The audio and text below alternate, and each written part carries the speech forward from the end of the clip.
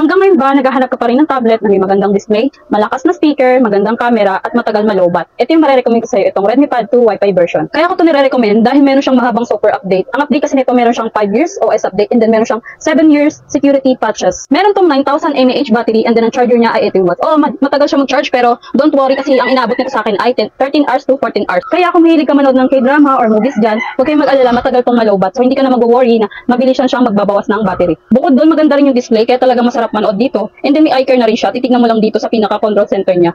Supported din to ng palm rejection, lalo na kung gagamitin mo yung compatible sa kanya. Ito yung Redmi Smart Pen. Universal stylus pen lang, wala siyang palm rejection. Kailangan talaga ang gamitin mo ay Redmi Smart Pen para magkaroon ng palm rejection. Meron tong 8 megapixel sa rear camera and then meron naman siyang 5 megapixel sa front camera. Ito yung quality ng pinakalikod ng cam or yung rear camera. Maganda yung quality nito. Example na lang natin, i-zoom ko sa inyo yung pag-picture ko. Ayan, kitang-kita yung pinakadumi dyan.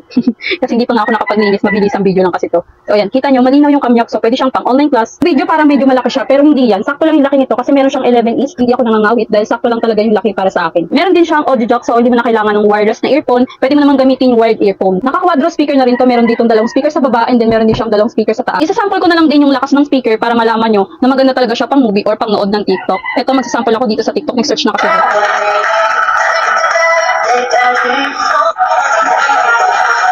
Chipset na nitong Redmi Pad 2 ay Helio G100 Ultimate. Kung sa games naman gagamitin, pwede na siya kasi dito sa games na to wala akong problema. Hindi ako nakaramdam ng pag-lag. Nagdalag lang yung akin kapag mabagal yung signal. Yung kwarto ko kasi kulog siya. Kung girl ka naman na katulad ko na mahilig mag-customize, ayan, pwede siya i-customize. Ang theme ko nga dyan ay pink. Isarili kasi tong photo widgets and then pipili ka dyan ng size na gusto mo. And then sa settings naman, click mo lang yung personalization and then lock style. Pwede mo lang mabago yung lock style or yung clock niya. Pwede mo rin mabago yung color and then pwede mo rin mabago yung font. Ito yung sample ng lock screen pag kinustomize mo na siya. Then naiba rin yung color ng font and then yung style niya. Pwede mo rin mabago yung color ng icon. So pipili ka lang dito kung anong gusto mo. Meron siyang blue, green, purple, or brown. Ang pinili ko nga ay purple at nagbagong ibang color ng apps. Kung nabitan nyo nga tong tablet na to, ilalagay ko na lang yung yellow basket dyan at umorder na rin kayo.